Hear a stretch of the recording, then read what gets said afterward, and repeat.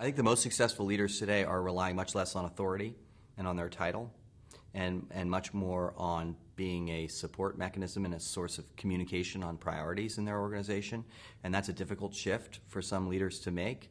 But I just don't see a world where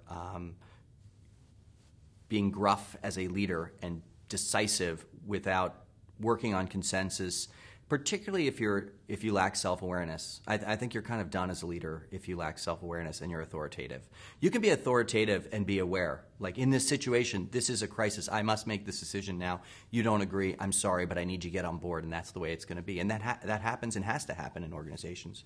But the great leaders of the future are the ones who say, hey, by the way, this is where I'm not very good. This is where I need your help, or people on the team need to step up for me. In my case, for example, I'm not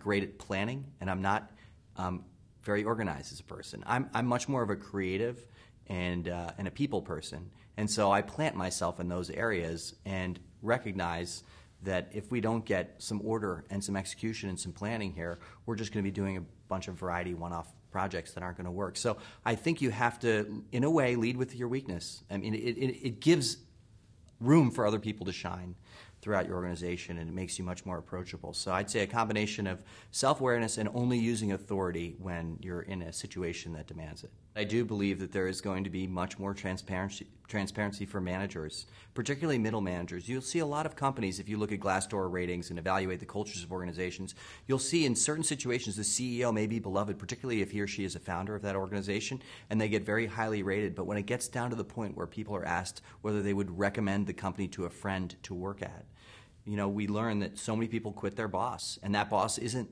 frequently the CEO of the organization. It's a manager in, somewhere in the marketing group or in any one of the divisions of your company. And it's difficult to stay on top of whether those people are really living the values and principles of the organization in the way you'd want them to. And so I love the idea of systematically having a rating system that's evident to everyone. It's definitely coming. It's going to happen. And so it's a good idea for organizations to lead on that.